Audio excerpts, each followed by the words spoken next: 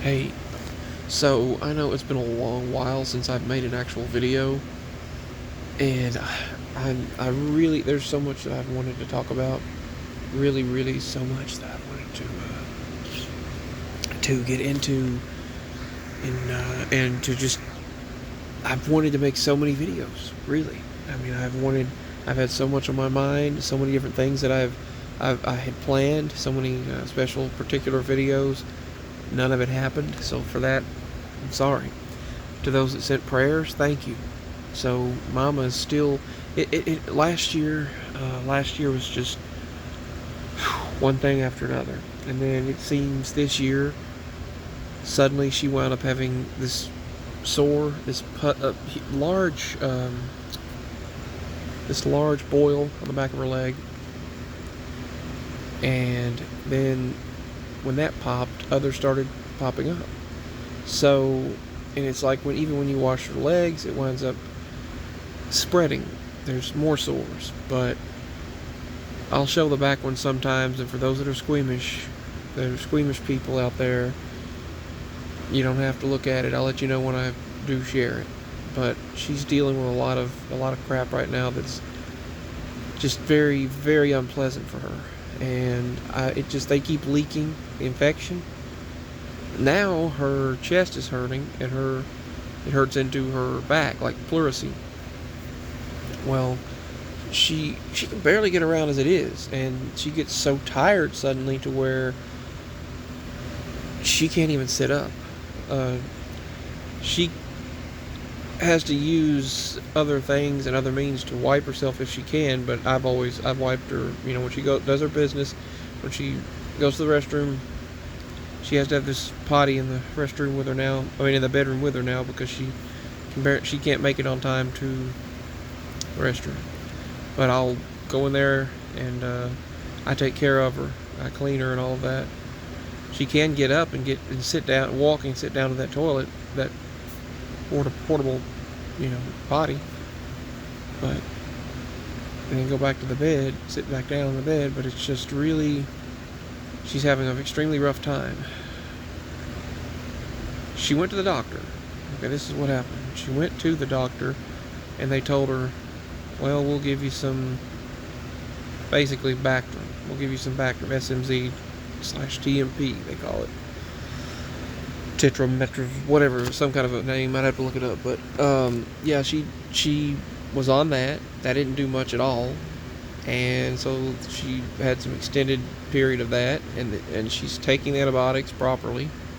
She's taking what she can, but when she takes medicine, it makes her sick. Even when she eats, she can barely eat certain things. I have to try to not cook anything salty because it affects her and swells her more. She tries to take the fluid pills, but then she has to urinate frequently when she does, which causes her to have to get up and get down a lot. And then when she does, she goes down her legs, so then they have to be cleaned. And then when those legs start leaking, those pus-filled spots start leaking down her legs, and it causes more issues.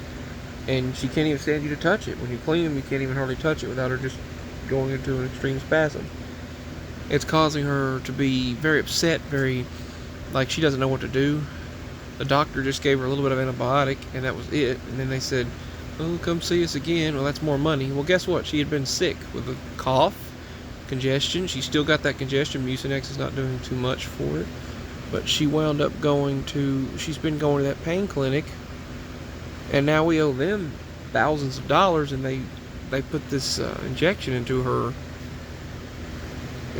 hip, and it messed her up and made her actually worse when walking. They said, well, that's the whole point. We have to see what works and what doesn't. I think you just put it in the wrong spot. Then she got sick. I think when she had her surgery, that operation, and that kidney stone moved, they waited too late to do it. And that second rough operation, she gained that ESBL bacterial infection last year. And that ESBL spread into a worse infection, which spread through urine.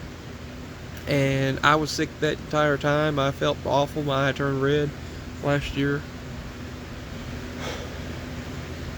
And I stayed with her, took care of her. I stayed in the hospital from August to November. And then from Was going to a pain clinic after that, but from August to the end of August, from August 10th to 21st of last year, and then from the 21st through November 2nd, she was in a physical therapy rehab facility. Then they made her move too much, which made the stents move inside her, which caused extreme pain. When I told her told them she did not need to exercise like that because it'll move the stents and it'll hurt. Oh, I didn't know she had stents. I'm thinking, anyway. Then the stents moved. They said, uh-oh, they moved. And then he waited too late to do the second kidney stone surgery, so it moved into a pocket. So they had to, felt like butcher her to get it out. And she was in so much pain. And then the hospital staff down below said, well, this is past our hours. This is past our hours. We should be home right now. And the guy at the facility she was at said, the general manager there said, wow, that's just ridiculous. I would have been super mad. I said I was. I actually wanted to record it with my phone, but my phone said recording were prohibited, which is crazy. I guess it's like a medical thing. I don't know. It was ridiculous. I wish I just had a personal recorder. It said no signal, which doesn't make sense because you don't need signal for the smart recorder to work. What they call a smart voice recorder, the voice recorder app. But anyway, then they were being very hateful, very moody, and they said our goal is to get you out of here post-operation. And then I said, well, don't they? Yeah, there's a lot going on with her, but yeah, they pretty much. Mama just hollered at me. I gotta go in there, give her some water, and a bottle of ice. But she's got not just the lymph nodes and the parathyroid, hyperparathyroidism swollen, and she's got that cellulitis. She just had those 2 large kidney stones removed after being septic, of having that blood infection, and then she had ESBL bacteria post-operation. After that it spread, and they had to give her ertapenem, and then that didn't work. And I told them she still got a large amount of infection in her, but they would have, if I hadn't have said what I said. See, the 2 doctors weren't communicating. Infectious disease. So, I don't know. I thought I was recording this entire time, and apparently I was not. So I've got to go ahead and redo this. So she went to that facility. She went to the pain clinic, and at that pain clinic she'd been going to and racked up thousands of dollars. And they told her that but she got a bronchial infection, congestion, and was sick and couldn't go. And for about 3 weeks, they told her, it's been a month. You broke every rule in the book. You didn't see us for a month. And on top of that entire month, they said, you went to another doctor. Yeah, because she was sick and she has cellulitis. And they said, well, they gave you something for a little bit of something for pain, and you broke 3 of our rules. We're having to start from scratch. And I'm thinking, that's the stupidest thing I've ever heard. And he said, I could tell you don't like me, and I don't like you. That we're not on the same level. We're not G'ing. I'm thinking, what kind of a doctor says that? I could tell we don't like each other. And he was sitting there getting frustrated and more frustrated, and we're just like, what are you talking about? Mama was upset, saying, I just want to get well. She said, I feel like I'm coming all this way for nothing. And he said, see, I don't get that. I don't know what you mean. And he said, you feel like, the doctor told her, you feel like you come here and you pay me and you expect I'm supposed to just give you medicine? Well, yeah. I know people who are getting morphine on top of what she's getting plus more. Now and the medicine they give her doesn't do anything. But other people, they walk around just like it's nothing. Nothing for them. Mama she can't clean herself, and I get up and help her, and I clean her when she has to do her business, like I said, and they think, they don't act like they said, I don't know what you're talking about. I don't know what you mean. That's what he says every time she talks to him. I don't know what you mean. And he said, we're having to start from scratch. I'm not even really supposed to give you this medicine that I'm prescribing. A little bit of a muscle relaxer and a nerve gabapentin for nerves, neuropathy. I mean, it's just a runaround. They won't give her main pain medicine anymore. And they want to see her later this month. And it's just, but yeah, it was one thing to another.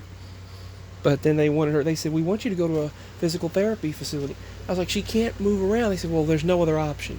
People online said they wanted you to go to physical therapy, and then they want you to spend money on mental therapy. They were like, oh, well, it's all in your head, and you don't want to get better. Yes, she does. These places have gotten ridiculous. There's forums online about how bad the pain clinics have gotten. Yet I see people get things from the street all the time, and it's just ridiculous. I know people. I see them. I see it everywhere. I see it all over the place. And this nation is being overrun by it, but yet the people who try to do the things the honest way can't get the help that they need. But anyway, I'm there for her all the time. I wish you got paid for helping. In other states, some states, you get paid to help your loved ones and stay home and help them as the caretaker. They'll pay you to do that. Tennessee won't do that. But yeah. Anyway, then she dealt with that for a month. Now the cellulitis is spreading on the legs, and she's had fever and aches. I've been sick, so I run fever consistently. They told me I would when I was little, my entire life. They said, you're just going to run fever your whole life. Take Tylenol and Motrin forever. That's my story. But I thank God. I thank God that she's with us. We almost lost her last year, and I thought she was gone, but I stayed faithful and prayed, and she's here. But she said, Mama said, why me? Why am I dealing with this? Why do I have to? She said, it feels like it's just something all the time. Why? And I know. I've seen it. I feel for her. There's so much on me right now. I've got a lot to deal with here, and I've got it on the home front. We barely make ends meet as it is. We've got to. I don't know. It's just we can't keep paying these pain clinic and paying these doctors' offices. It won't do anything. But yet she needs to do something now and it says online, hospitalization. We don't want to go through that again. They gave her a little bit of nothing of antibiotic. But that's what she was dealing with, and now it's going through her legs. She has pleurisy in her chest, on the shoulder, the clavicle. It goes to her back. Sharp pains. She hurts. She can't stand the air conditioner. She can't stand anything, any airflow on her. She's having to stay wrapped up. Thank God her fever is not up right now. Body temperature is normal, not elevated, but balanced. Mine, I stay that way most of the time, but I have a lot of liver trouble. I stay so tired I can barely sit up, but I'm constantly tired. But yeah, if anyone wants to know, people have asked me what's going on, what's been going on in my life, that's it. Mama is barely able to stay awake. Sometimes she seems fine, then she just goes out. She's having such a rough time. I would not wish that on anyone. I wouldn't wish that on anyone I know. Well, I wish the medical system, the doctors and people, I wish they felt like she does. To be honest with you, just for a day, just for a moment. I wish they understood. Because they treat her just like all of them do. Treat her like, well, I don't know what else to do for you. And then they told her, well, you're older now. You're old, so medicine. 66, she's not old. And there's people who are a lot older than she is working at a store nearby here that gets more than she gets, including morphine, which I thought was just for people passing in a hospital, but apparently not. He said, I could give that easily, but he wouldn't. He wouldn't give anything else to her. But those people are seeing another doctor at that facility. They pushed us on him, and he's the only one they'll let us see. And we've been given the runaround for everything. She just wants to feel better. She wants her cellulitis to heal up. She wants her body to stop these infections. I want to feel better. I want to feel well, not so dang tired all the time. There's stuff going on that we just cannot. It's like we're on the very top of a tippy top of a needle, and I don't know how to explain it. One little move, and it all falls off and collapses. I don't know, that's not the proper idea of a description, but it feels like dominoes that could just collapse any moment. Our life right now. So that's what's going on in our life. I love you all. God bless. Thank you for the prayers. Thank you for the love. I've been wanting to do so much, but I've felt so bad that I'm going to try to do some positive videos. But if anyone wants to show support, you can. Just one simple little bit of support helps. But that's what's going on with her. She's got to go back to a doctor. Where to go, we don't know. What to do, we don't know. She wants to see this endocrinologist, an endocrine doctor, for hyperparathyroidism, which could be causing a lot of these issues. But now that this other infection is taking place, we don't know what to do. And no one wants to help. No one. Alright, anyway, God bless. I love you all. All we have is the Lord and each other. I love you all. That's our life right now. Thank you.